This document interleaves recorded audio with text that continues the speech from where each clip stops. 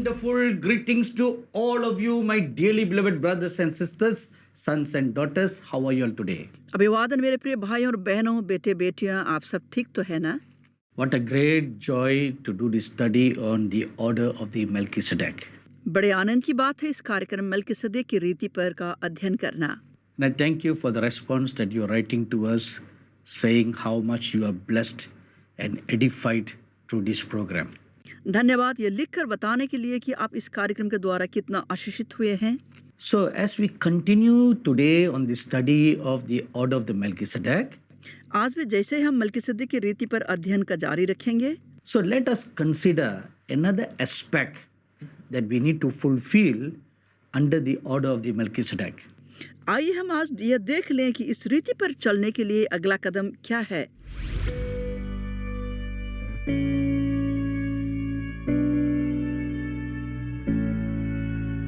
In order to be a member of the order of the Melchizedek, what should be our heart attitude? Melchizedek की रीति पर एक सदस्य होने के लिए हमारा हृदय का मनोभाव कैसा होना चाहिए? Number one, he lived a life of praying for others.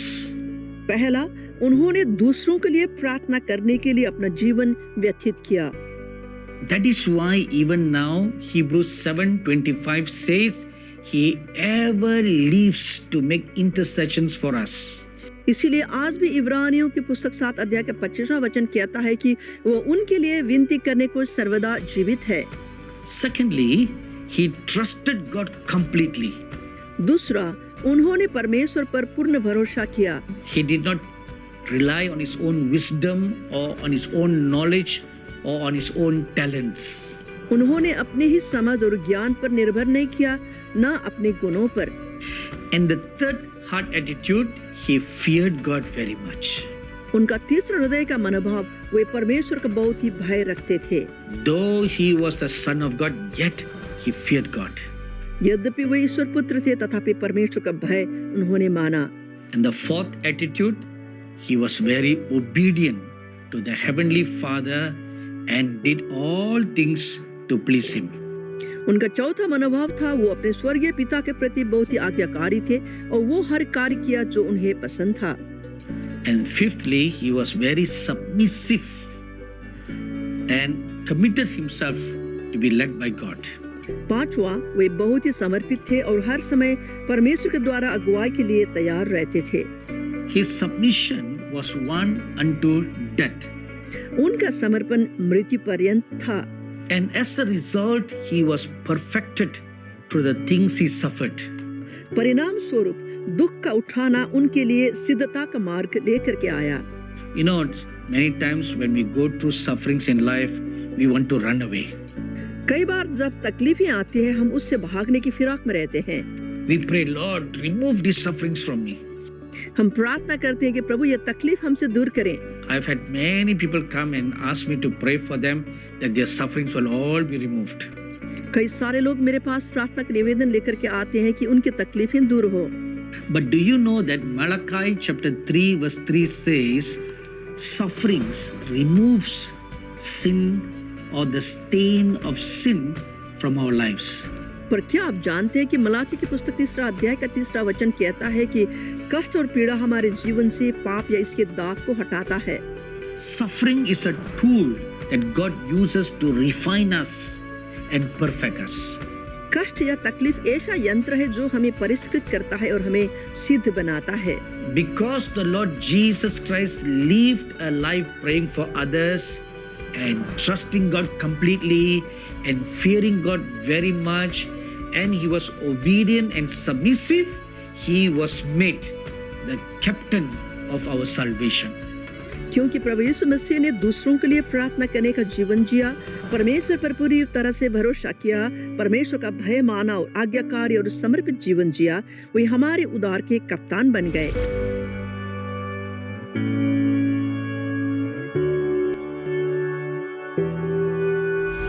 What are the responsibilities of a kingly priest of the order of the Melchizedek? Melchizedek की रीति पर एक राजसी उत्तरदायित्व या जिम्मेदारी क्या है?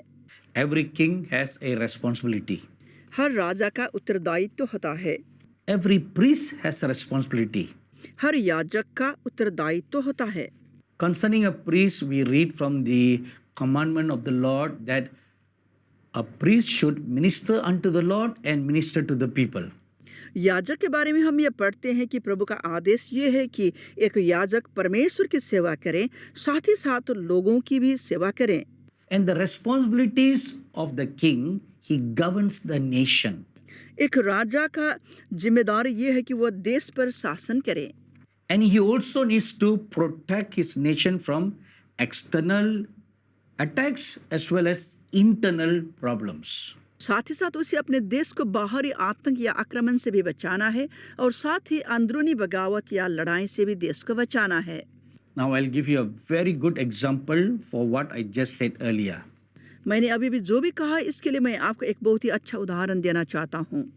Let us consider the prophet Moses for an example. उदाहरण के लिए हम भविष्यवक्ता मूसा को लें। The prophet Moses, though he is a prophet, yet he belongs to the Levitical priesthood family. मूसा भविष्यवक्ता होने पर भी वे याजकीय वंश लेवी के गोत्र से ताल्लुक रखते थे। So there is a priestly bloodline in him. इसलिए उनमें एक याजकीय लहू का खून बहता था। And we see him standing before God to minister to God and to minister to the people. हम देख ये पाते हैं कि वे परमेश्वर की सेवकाई में लगे रहे थे, साथ ही साथ लोगों की सेवा में भी। And as a prophet, he is also like a king over the people. एक भविष्यवक्ता होने के नाते वे प्रजा के सम्मुख राजा के समान थे। Though we cannot officially call him a king, but he was like a leader, a judge over the whole new nation of Israel. यद्यपि हम उन्हें राजा का संबोधन नहीं दे सकते, पर वे एक नई राज्य इज़राइल के अगुवा थे, न्यायकर्ता थे। And Moses can truly qualify for that title kingly priest because God told the nation of Israel, which includes him, that he is selecting them as a kingdom of priests. मूसा उस पदवी राजकीय याजक पर पूरी तरह से खरे उतरते, क्योंकि परमेश्वर ने इज़राइल राष्ट्र से कहा, जिसमें वे भी शामिल थे, वे उन्हें याजकों का राज्य बनने के लिए चुनाव कर रहे थे। So Moses, being a priest, has been established. मूसा एक याजक होने के नाते स्थापित हो गए। What about him as a king? पर अब राजा का क्या है यहाँ पर? So a king needs to protect the country from external problem and internal problem. एक राजा को देश या प्रजा को बाहरी आक्रमण और अंदरूनी समस्या दोनों से बचाना होगा। In Exodus chapter 17, we read that the Amalekites came to attack the children of Israel.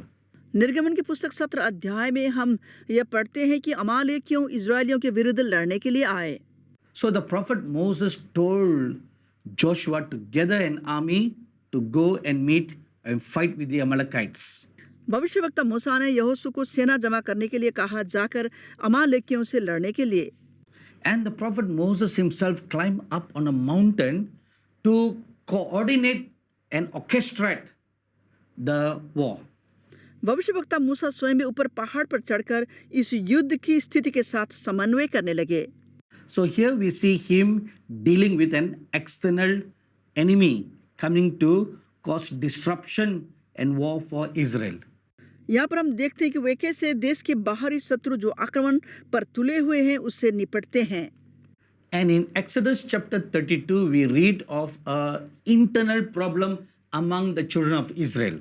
निर्गमन 32 अध्याय में हम यह पढ़ने पाते हैं जहाँ पर इज़राइलियों के बीच में अंदरूनी समस्या उत्पन्न हो गया। And it was Moses who dealt with the internal problem with discipline. और भविष्यवक्ता मूसा ने ही इस अंदरूनी समस्या का अनुशासनीय ढंग से समाधान करी। So by the strict definition of a kingly priest, we found a good example in the life of the prophet Moses. एक राजसी याजक नामक कठोर परिभाषा का एक सामर्थ्य उदाहरण हम इस तरह भविष्यवक्ता मूसा के जीवन में पाते हैं। So in the same manner, for the New Testament kingly priests will have to deal with similar problems. उसी प्रकार इस नए नियम के राजसी याजक होने के नाते हमें ऐसे ही समस्या से निपटना पड़ता है। We should always be aware of our spiritual enemies. हमें हर समय अपने आत्मिक शत्रुओं के प्रति जागरूक रहना होगा and fight against them as well as a priest minister unto God. और उससे लड़ना है, साथ ही साथ याजक होने के नाते प्रभु की सेवा भी करनी है। The kingly priest must be a man of war. राजकीय याजक योद्धा होना जरूरी है। He needs to also stand before the living God. उसे जीवित परमेश्वर के सामने भी खड़ा होना होता है। Another very good example of that is King David. दूसरा बहुत अच्छा उदाहरण है राजा Dawood. King David was anointed king राजा दाऊद एक अभिषिक्त राजा थे। and he's from the tribe of Judah. वे यहूदा के गोत्र से थे। So on that aspect there is no argument against that. इसके मद्देनजर इसमें कोई विवाद ही नहीं है। Then what about him as a priest? फिर उनके याजक होने की बात कहाँ है? We can find many incidences in the Bible where he put on the ephod which the priests wear and had eaten bread which the priests eat before the presence of God. हम Bible में कई सारी जगहों पर यह पढ़ने पाते हैं कि उन्होंने एपोद को लगाया जो कि याजकों का वस्त्र हुआ करता था और पवित्र स्थान की रोटियां खाए जो सिर्फ याजक ही परमेश्वर की उपस्थिति में खा सकते थे। And King David is a great worshipper. राजा दाऊद बहुत ही बड़ा उपासक थे। Psalms chapter 27 verse 4 tells us he was always in the house of God ministering unto God. वचन 27 का चौथा वचन हमें कहता है कि वे हर समय परमेश्वर के निवास स्थान में उनकी सेवा किया करते थे। So these are the responsibilities of a kingly priest. यही सब एक राजकीय याजक का दायित्व है। The kingly priest must stand before the presence of God to hear what God will speak to them. राजकीय याजक को परमेश्वर की उपस्थिति में खड़ा होकर सुनना होता है कि वे क्या कह रहे हैं And govern his family well. और अच्छे से अपने परिवार की अगुवाई करनी है। And also he is a priest in the family. वह एक याजक भी है परिवार के लिए। That is why the Bible tells that the man is the head of the family and a priest in the family. इसलिए बाइबल कहता है कि पुरुष परिवार का सर है और परिवार का याजक भी है। But very sadly, there are many men who failed to live up to that responsibility. बड़े ही दुख की बात है कि कई सारे पुरुष ऐसे हैं जो इस जिम्मेदारी को निभा नहीं पा रहे हैं। Most men who are fathers, they are not spiritually minded and they don't care for the things of God. कई सारे पुरुष जो पिता भी है आत्मिक सोच नहीं रखते हैं, वे परमेश्वर की बातों के फिक्र नहीं करते हैं। So as a result, the mothers need to rise up and do the responsibilities of the father as a priest of the family. इसलिए स्त्रियां या माता को खड़ा होना होता है पिता एवं याजक की भूमिका को परिवार में निर्वाह करने के लिए। The woman, the mother then rises up as a kingly priestess. फिर माता या स्त्री राजसी याजक के रूप में उभरती है। But we need to come to the proper order for a family that God has set up. पर हमें उसी हिसाब से परिवार को निर्माण करना है जैसे परमेश्वर द्वारा किया गया। Now regarding the responsibilities of a kingly priest, let us read Hebrews chapter 9 verse 14.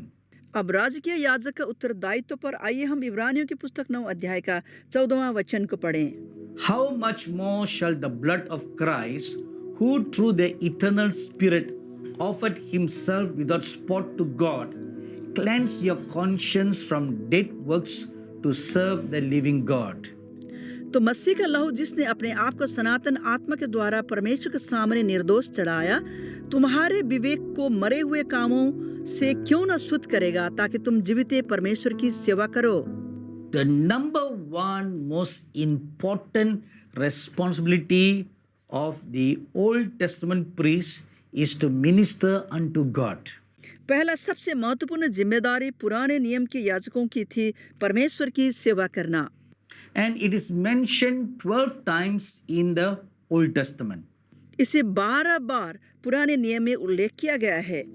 Exodus 28 verse 1, 3 to 4 and verse 41, chapter 29 verse 1, chapter 30 verse 30, chapter 40 verse 13 verse 15, and Jeremiah chapter 33 verse 22, and Ezekiel chapter 43 verse 19, chapter 44 verse 15 and 16. निर्गमन 28 अध्याय का पहला वचन 3 से 4 और 41 पद, 29 अध्याय का पहला पद, 30 अध्याय का 30 पद, 40 अध्याय का 13 पद, 15 पद और यिर्मयाह 33 अध्याय का 22वां वचन, इज़ेकियल 43 का 19वां वचन, 44 का 15 और 16वां वचन। So how can a kingly priest minister unto God? What does it really mean? कैसे एक राजकीय याजक परमेश्वर की सेवा करता है, इसका मतलब क्या है? It is by coming before the presence of God and wait there. यह परमेश्वर की उपस्थिति में आकर उनका इंतजार करना है। You are saying to God, Lord, here I am. What is your word to me? आपको कहना है, प्रभु मैं यहाँ पर हूँ, आपका क्या वचन है मेरे लिए? I come to present myself to you. मैं अपने आप को आपके आगे पेश कर रहा हूँ। So you are waiting before God. आप प्रभु के सामने इंतजार कर रहे हैं। Why are you waiting before God? आप क्यों प्रभु के सामने इंतजार कर रहे हैं? Or why do you need to wait before God? क्यों आपको प्रभु के सामने इंतजार करना होगा? Habakkuk chapter 2 verse 1 gives us a good answer for that. हबक्कुक 2 अध्याय का पहला वचन इसका सुंदर उत्तर देता है। I will come and stand before God. मैं आकर प्रभु के सामने खड़ा रहूंगा, I will look up to him मैं उनकी ओर नजर उठाऊंगा and will hear what he will speak to me, और सुन लूंगा कि वे मुझसे क्या कहेंगे, whether words of blessings or words of rebuke. आशीष का वचन हो या डांट का वचन। So that means you come to inquire of God of his judgments. इसका मतलब है कि आप परमेश्वर से उनके न्याय का वचन ढूंढने के लिए आए हैं। So this is the primary responsibility of a kingly priest. यही एक राजसी याजक का प्राथमिक जिम्मेदारी है। Now let's look at Abraham for an example. आइए हम अब्राहम को उदाहरण के रूप में देखें। When did Abraham got blessings from Melchizedek? Abraham ने कब मलकीसेदेक से आशीष प्राप्त की? Genesis chapter 14 verses 1 to 16 tells us it was after winning a war against 5 kings.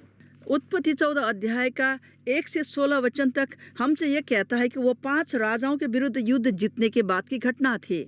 And what was the reason Abraham went for war? क्यों Abraham युद्ध करने के लिए गया था? Genesis chapter 14 verse 4 tells us those 5 kings were very rebellious. उत्पत्ति 14 का 4था वचन कहता है कि ये 5 राजा ने बहुत ही विद्रोह किया। So after Abraham won the war against the 5 kings, he was powerfully, mightily blessed by the Melchizedek. Abraham ने ये 5 राजाओं के विरुद्ध युद्ध में विजय हासिल करने के बाद वे सामर्थ्य रूप से शक्ति के साथ मलकीसेदेक द्वारा आशीषित हुए। So for us today, what can we learn from this? इससे आज के दिन हम क्या सीख सकते हैं? Where can we look for 5 kings? हम कहाँ उन 5 राजाओं को ढूंढेंगे? You don't need to look at the east or the west for the 5 kings. आपको उन राजाओं को ढूंढने के लिए पूरब पश्चिम देखने की जरूरत नहीं है। They are always near you. वे सब समय आपके पास है। They are with you. वे आपके साथ है। Oh, कौन? start looking to the left, to the right for the 5 kings. दाएं और बाएं देखने जा रहे हैं 5 राजाओं के लिए। You know who are the 5 kings? क्या आप जानते हैं कि 5 राजा कौन है? The 5 senses in our body. हमारे शरीर की 5 इंद्रिय। What we see must be right. हम जो देखते हैं सही होना जरूरी है। So if the eye strays to see wrong things, you need to conquer that and bring it under subjection. अगर आँख को बुरी चीजें देखने की आदत है तो आपको उस आदत के ऊपर विजयी होना है। The ear must hear right things. कान को सही सुनना है। If the ear is constantly hearing gossips, murmurings and backbitings and bad reports, you must conquer it and bring it under subjection. अगर कान बुरी बातें, दूसरों की बुराई, कुड़कुड़ाने की बातों को सुनता रहता है तो इस आदत के ऊपर आपको विजय पा करके इसे सही करना है। The mouth must speak right things. जुबान को सही बात सिर्फ बोलना है। It should not gossip, murmur, speak false things, spread false rumors about people and tell lies. इससे कुड़कुड़ाना, दूसरों की बुराई करना, झूठ बोलना और दूसरों के विरोध में नहीं बोलना है। It must speak of good report. इसे अच्छा रिपोर्ट देना है। And the nose is for smell. नाक जो है सूंघता है। So it talks about, or it signifies discerning. ये पहचानने के बारे में बताता है। Don't always think bad things about others. दूसरों के बारे में हर समय बुरा मत सोचो। Don't always have bad opinions or be self-opinionated against others. दूसरों के लिए अपनी ही राय बार बार न बना लें। So always have good opinions about others. दूसरों के बारे में हर समय अच्छा सोचें, भला सोचें। And finally, the sense of touch. अंत में स्पर्श करने का इंद्रिय। Use your hands to touch people and do good. अपने हाथों को लोगों को स्पर्श कर भला कार्य करने में उपयोग करें। The hands should not run to shed blood. हाथों को खून बहाने के लिए दौड़ना नहीं चाहिए। Use your hands to bless others in prayer. हाथों को उपयोग औरों के आशीष करने के लिए प्रार्थना में करें। Use your hands to do good works. अपने हाथों को अच्छे कार्य के लिए प्रयोग करें। Use your hands to lay hands on others and pray for their healing. अपने हाथों को दूसरों के सर पर रखकर चंगाई के लिए प्रार्थना करने में लगाएं। These are the 5 things that are within us that must be conquered. हमारे अंदर की ये 5 चीजें हैं जिसके ऊपर हमें विजय प्राप्त करना है। Then, like Abraham, who got blessings from Melchizedek, we too can receive blessings from the heavenly Melchizedek. फिर अब्राहम जिन्होंने मलकीसदेक की आशीष प्राप्त किया, हम भी हमारे स्वर्गीय मलकीसदेक के द्वारा आशीष प्राप्त करेंगे। Amen. आमीन। Let us continue this subject next week. हम अगले हफ्ते इसे जारी रखेंगे। God bless you all till we meet again next week. अगले हफ्ते मिलते तक प्रभु आप सबको आशीष दे। If you are blessed by this program, please send your testimonies and feedback to Angel Television, Villivakkam, Chennai 600049, Tamil Nadu, India. Our email ID is programs.hindi@angeltv.org. अगर आप इस कार्यक्रम से आशीषित हैं तो अपनी गवाही और विचार हमें इस पते पर भेजिए। Angel television, Villivakkam, Chennai 600049, Tamil Nadu, Bharat. हमारा ईमेल आईडी है programs.hindi@angeltv.org।